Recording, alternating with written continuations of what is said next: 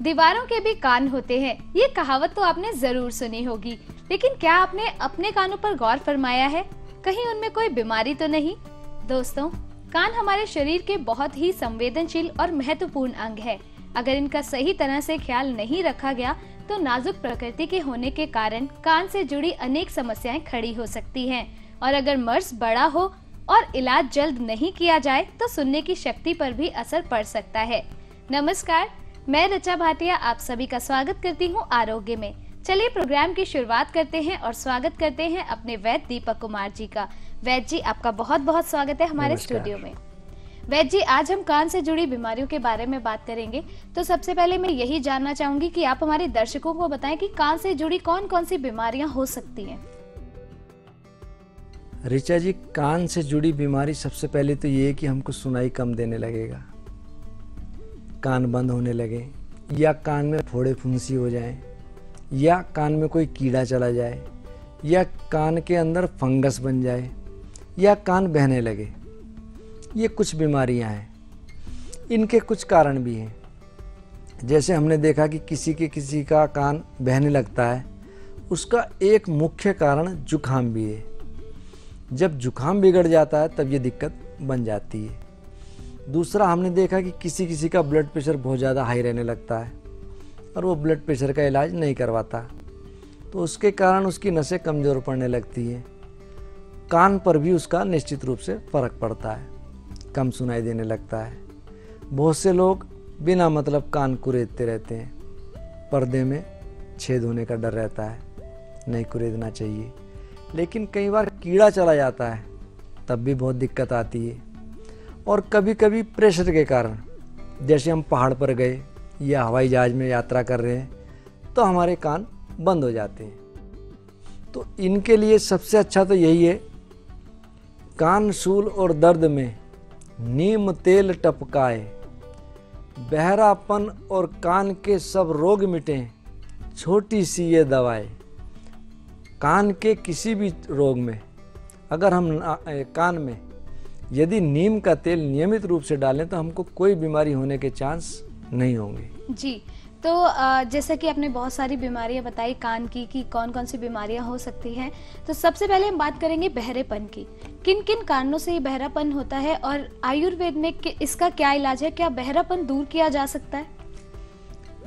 यदि हमारी कान की नसें वीक पड़ रही हैं उसका इलाज है, लेकिन यदि डेड हो गई उसमें चांसेस कम है।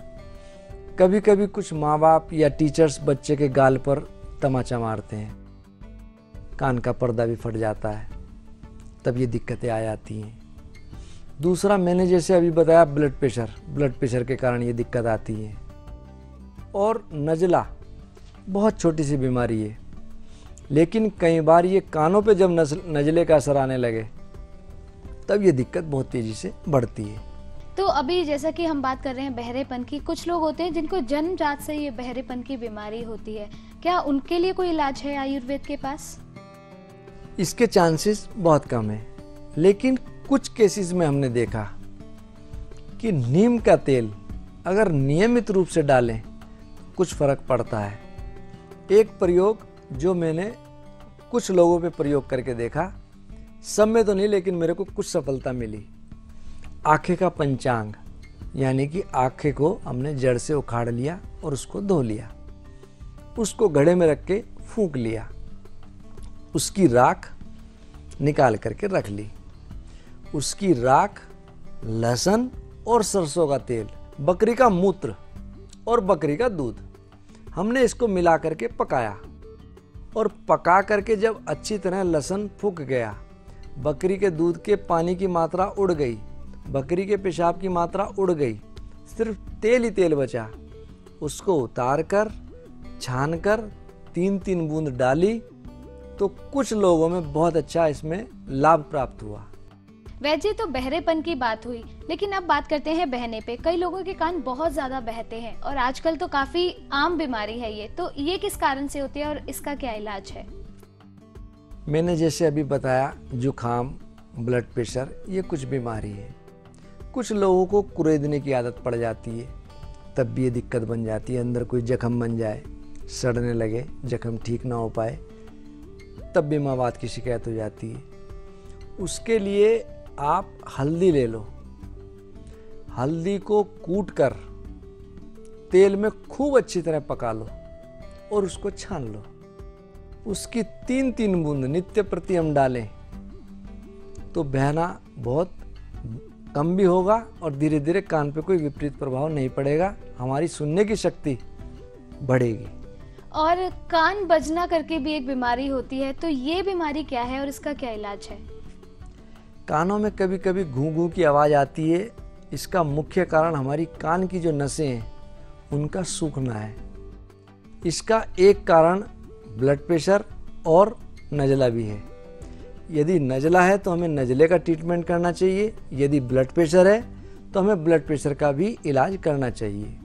यदि इन दोनों में से कोई समस्या नहीं है और फिर भी हमारी कान की नस किसी अननोन कारण से सूख रही है तो उसके लिए 2-2 गोली सारी वादी वटी और महालक्ष्मी विलास नित्य प्रति सुबह शाम पानी से ले, इस समस्या का काफ़ी हद तक समाधान हो जाएगा। और यदि हम इसको पीस करके 2 रत्ती 250 मिलीग्राम शंख भस्म मिला लें तो फ़ायदा ज़्यादा अच्छा होगा। तो दर्शकों, आज हम बात कर रहे हैं कान से जुड़ी बीमारियों के बारे में, लेकिन अगर आप किसी और बीमारी के बारे में भी कोई भी जानकारी लेना चाहते हैं तो हमारी टीवी स्क्रीन पर लगातार वैद्य जी के नंबर फ्लैश हो रहे हैं, आप कॉल कर सकते हैं और डायरेक्ट बात कर सकते हैं। हम इस वार्तालाप को आगे बढ़ाएंगे, लेकिन वैद्य जी हमारे साथ हमारे एक कॉलर जुड़ चुके हैं, आइए उनसे बात करते हैं। हेलो जी। हेलो। हाँ जी, कौन बोल रहे हैं? जी, मैं बनारस से बोल रहा हूँ, राजकुमार जी बताइए। जी, मेरे बचपन में कान में कीड़ा चला गया था, जिसके बाद मैंने इसका इलाज तो कराया था, कीड़ा निकल भी गया था, लेकिन उसके बाद सिर्फ दर्द रहता है कान में जी, और कभी कभी तो मवाद भी हो जाता है। तो मैं इसके लिए क्या करूँ? राजकुमार जी, आप थोड़ी सी चुटकी भर फिटकरी पानी में लेकर के उससे अपना कान को धोएं और 10 ग्राम हींग, 10 ग्राम हरा धनिया और यदि नेपाली धनिया मिल जाए तो बहुत सोने में सुहागा, और 10 ग्राम अदरक, इन तीनों को कूट लो और 100 ग्राम सरसों के तेल में खूब पका लो। जब पानी का अंश खत्म हो जाए, तेल सिद्ध हो जाए, उसको उतार लो, उसको छानकर 3-3 बूंद अपने कान में रोज डालो, आपकी समस्या का निश्चित रूप से समाधान हो जाएगा। और दही, खटाई, तला हुआ, इन चीज़ों से बचें। तो वैद्य जी, मुझे पूरा यकीन है हमारे इन कॉलर को तो इनकी समस्या का समाधान मिल गया है, लेकिन आइए चलते हैं हमारे अगले कॉलर की ओर। Hello hello hello. हाँ जी, कौन बोल रहे हैं? मैं रामचारी भट्ट बोल रहा हूँ मैडम। जी बताइए बताइए। वैद्य जी प्रणाम। भाई साहब प्रणाम। वैद्य जी, मुझे काफी समय से ये समस्या है, मेरे शरीर पर कभी भी लाल लाल चट्टे से बन जाते हैं और मेरे को एसिडिटी बहुत रहती है, पित्त बहुत बनता है। इसका काफी इलाज करा लिया लेकिन कोई आराम नहीं हो पा रहा है। कोई आयुर्वेद में कोई उपचार अगर इसका है तो आप कृपया बताएं मुझे। जी भट्ट जी, ये इंडिकेट कर रहा है कि आपके शरीर में पित्त की मात्रा बहुत ज़्यादा है, जो कि दूषित खान पान, अत्यधिक चाय कॉफ़ी या सिगरेट शराब या सही समय पर ना खाना इसके मुख्य कारण है। आप सर्वप्रथम अपनी दिनचर्या ठीक रखें और आपको कोष्ठबद्धता यानी कि कब्ज ना हो, इसका विशेष ध्यान रखें।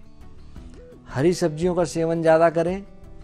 भोजन के बाद 1-1 चम्मच सौंफ जरूर खाया करें और घी का प्रयोग कम से कम करें। और 2-3 प्रयोग मैं आपको ऐसे बता रहा हूं जो आप अपने घर में अपने आप कर सकते हैं। 10 ग्राम मुल्तानी मिट्टी ले लो, उसको पानी में भिगो लो, अच्छी तरह मसल लो, सुबह को रखो, शाम तक मिट्टी नीचे बैठ जाएगी। ऊपर का पानी निथार करके आप सेवन करें, मिट्टी ना लें, ऊपर का पानी हो। सुबह का शाम को और शाम का सुबह को, इस प्रकार 4-5 दिन के प्रयोग करने से ही आपकी पित्ती शांत हो जाएगी। दूसरा, आप बाजार से सोना गेरू, स्वर्ण गैरिक, गैरू मिट्टी ले सकते हैं। ये आपको पंसारी के यहाँ से मिल जाएगी। इसको तवे पे, सूखे तवे पे भून लें, अच्छी तरह भून लें। और सुबह शाम आप आधी आधी चम्मच पानी के साथ सेवन करें। तीसरा, आप त्रिफले का प्रयोग निश्चित रूप से करें जिससे कि कब्ज भी दूर हो, खून में पित्त की मात्रा भी शांत हो और एसिड भी शांत हो। चौथा, यदि आपके घर के आसपास कोई अच्छी आयुर्वेदिक दवाई है, केमिस्ट शॉप हैं, तो आप प्रमाणित फार्मेसी से अभी पत्तीकर चूर्ण 1-1 चम्मच 2 बार सेवन करें।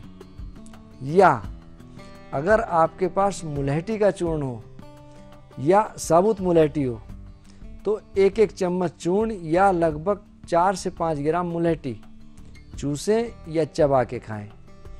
इनके सेवन से आपको बहुत ज़्यादा लाभ मिलेगा और आप निरोग हो जाएंगे। चाय, घी, अरहर की दाल, कॉफ़ी, मांस मदिरा, सिगरेट, इसका प्रयोग बिल्कुल त्याग दें। नमक कम मात्रा में लें। लाल मिर्च बिल्कुल प्रयोग ना करें।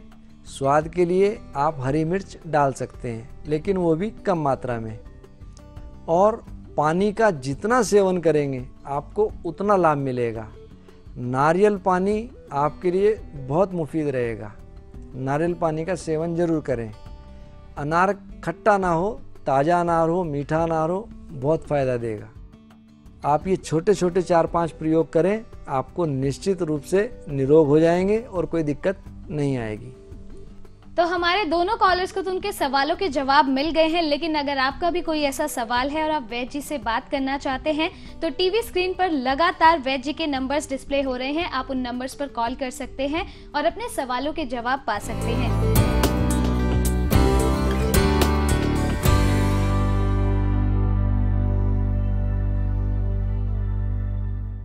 फिलहाल लेते हैं एक छोटा सा ब्रेक, लौटते हैं कुछ नई जानकारियों के साथ।